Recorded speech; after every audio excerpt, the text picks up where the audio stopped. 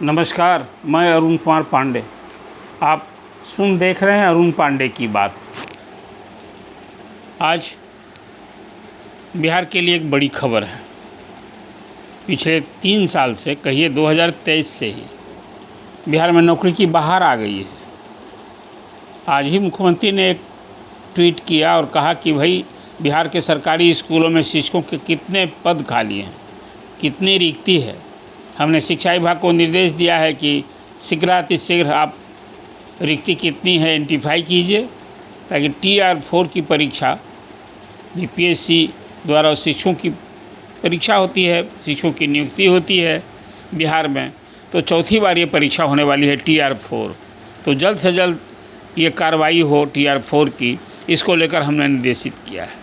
और साथ में यह भी कहा है कि अब तो बिहार में हमने सारी नियुक्तियों में, सारे विभाग के नियुक्तियों में महिलाओं के लिए जो 35% आरक्षण है, वो बिहार की महिलाओं के लिए, बिहार की लड़कियों के लिए हमने आरक्षित कर दिया है। मतलब कि जो 35% महिलाओं के आरक्षण है वो डोमिसाइल नीति लागू हो गई है।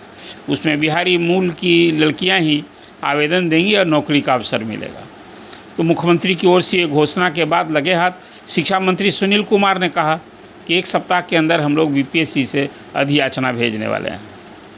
एक अनुमान है कि इस बार भी TR4 में 1 लाख से कम शिक्षकों की नियुक्ति नहीं होने जा रही है। 1 लाख शिक्षकों की नियुक्ति होगी, ये लगभग तय दिख रहा है। इसलिए कि जो अभी शिक्षकों के ट्रांसफ़र पोस्टिंग का जो सिलसिला चालू हुआ, और उसमें जो खास करके हाई स्कूल में मतलब 10 to 12 में शिक्षकों की अभी विषयवार कमी है। साइंस के, मैथ के, जब शिक्षा में सुधार की बात हो रही है तो विषयवार शिक्षकों की ज़रूरत है। तो TR4 में शायद इस पर ज़्यादा जोड़ होगा। आपको याद होगा 23 में जब शिक्षकों की नियुक्ति BPSC से द्वारा हुआ तो 8 लाख से अधिक, कोई 8,10,000 आवेदन आए थे। और आज़ादी के बाद शायद बिहार सरकार द्वारा ये पहला विज्ञापन था जिसमें 1,70,000 शिक्षकों के नियुक्ति के लिए विज्ञापन निकाले गए थे। परीक्षा हुई और 1.25 लाख शिक्षक BPSC द्वारा चयनित हुए, उनकी नियुक्ति हुई। और फिर दूसरे और तीसरे मिला करके कोई 2.5 लाख BPSC के शिक्षक नियुक्त हो गए हैं। तो अभी चौथी बार TR4 की परीक्षा हो रही है और इसकी मांग हो रही थी कि TR4 की परीक्षा जल्दी हो। शिक्षा मंत्री कई बार बात कह चुके थे कि हम लोग चाहते हैं कि 10 अगस्त तक ये नियुक्ति की कार्रवाई, प्रोन्नति की कार्रवाई, ट्रांसफ़र की कार्रवाई सब हम पूरी कर लें। एक अनुमान था, लेकिन इस बीच जून में 24 जून को चुनाव आयोग ने बिहार की मतदाता सूची के गहन पुनरीक्षण का कार्यक्रम घोषित कर दिया। अब ये 25 जून से 25 जुलाई तक ये अभी चलना है और 30 सितंबर को ये अंतिम रूप से मतदाता सूची प्रकाशित होनी है। तो स्वाभाविक है कि अब चुनाव तो अक्टूबर-नवंबर में कार्यक्रम की घोषणा होगी और चुनाव की प्रक्रिया बिहार में अक्टूबर में ही शुरू होगी, चुनाव की तारीखों की घोषणा के बाद। तो जो 10 अगस्त की बात है, अब 10 सितंबर तक, पूरा सितंबर सरकार के लिए मिल गया है काम करने का। आचार संहिता तो पहले लागू हो गई नहीं, जब भी चुनाव कार्यक्रम की घोषणा होता है, की जाती है, तभी ये आचार संहिता उसी दिन से लागू होती है।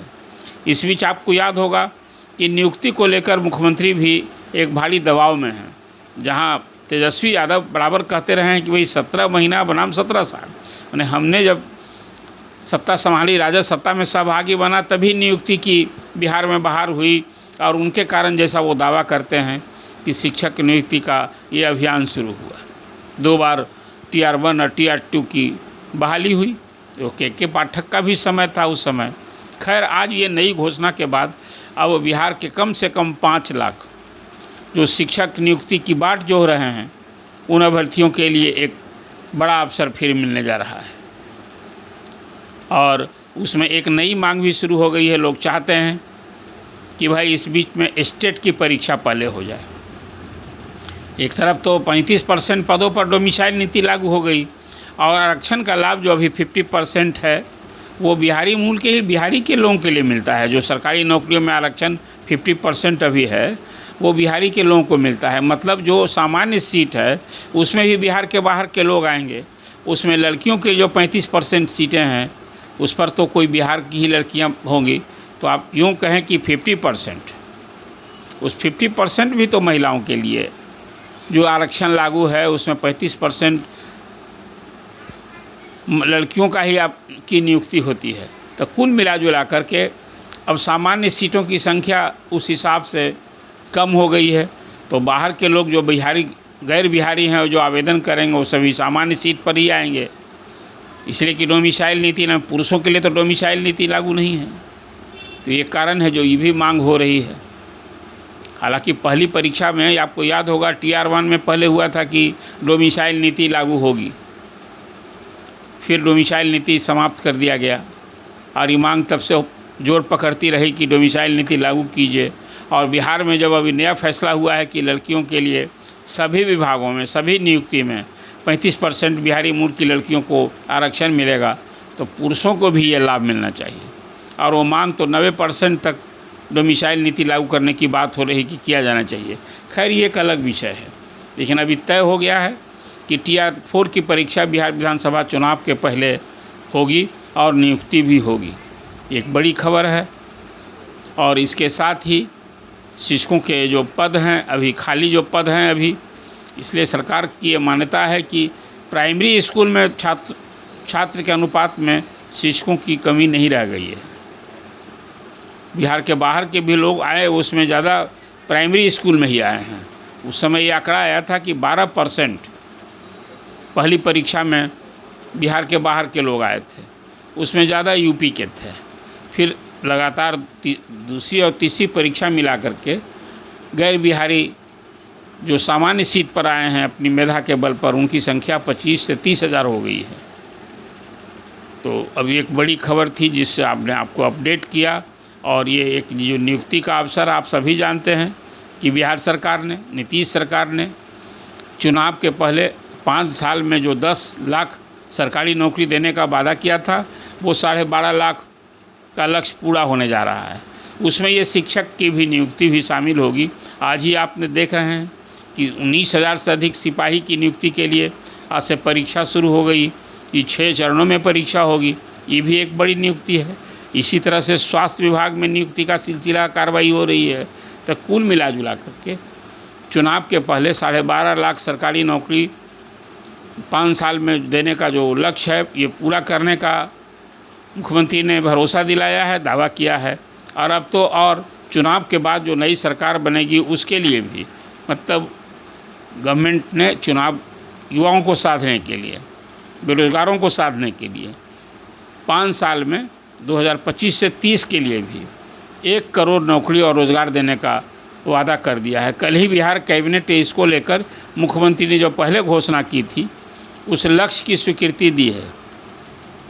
देखिए, मैं मानता हूँ कि सरकार की यदि इच्छा शक्ति रहे, बिहार में 41-42 विभाग हैं, उसमें विभाग में काम तो बढ़े हैं, बिहार का योजना बजट बढ़ता गया हर साल, लेकिन वर्किंग फोर्स आज भी राज्य सरकार के विभिन्न विभागों में कम पड़ गए हैं। इसलिए कर्मचारी अधिकारियों की संख्या तो बढ़ाई जानी चाहिए। जिस तरह से काम का दबाव, यदि गुणवत्तापूर्ण आप काम चाहते हैं तो इस हिसाब से तो आपको हर स्तर पर कर्मचारी से लेकर अधिकारी तक की संख्या बढ़ानी होगी। तो जो मुख्यमंत्री ने ऐलान किया है कि 5 साल में हम 1 करोड़ नौकरी और रोज़गार देंगे, उसके लिए अभी विकास आयुक्त की अध्यक्षता में एक कमेटी बनी है 12-13 अधिकारियों की।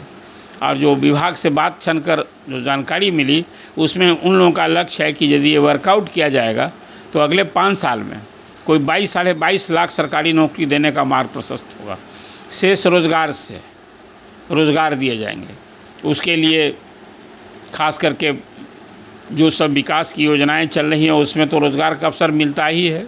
कुछ प्राइवेट सेक्टर की फैक्ट्रियां यहाँ खुली, काम मिले, ये काम भी होने वाला है। आप देख न रहे हैं कि अभी खासकर प्रशांत किशोर ने ये नौकरी और रोज़गार के मुद्दा को भी बड़ा तरीके से उछाल रखा है कि भाई हम ऐसी व्यवस्था करेंगे कि जो रोजी रोटी के लिए बिहार से बाहर जाते हैं उनको उसी ज़िले में उतना वेतन मिले, ऐसा कुछ हम उपाय करेंगे। दूसरी ओर तेजस्वी का भी दबाव रहा ही है कि हम रोजी रोटी का यहाँ काम करेंगे। तो कुल मिला जुला कर नौकरी और रोज़गार एक बड़ा मुद्दा आने वाले चुनाव में बना ही है। और मुख्यमंत्री ने एक बड़ी लकीर खींच दी है कि हम 5 साल में 1 करोड़ नौकरी और रोज़गार देंगे। लगे हाथ आज की जो घोषणा है, सीएम ने आज जो कहा है कि TR4 की तैयारी के लिए जल्दी होगा, तो अब तो तय हो गया कि चुनाव के पहले TR4 होगा और लगभग 1 लाख शिक्षकों की नियुक्ति होगी।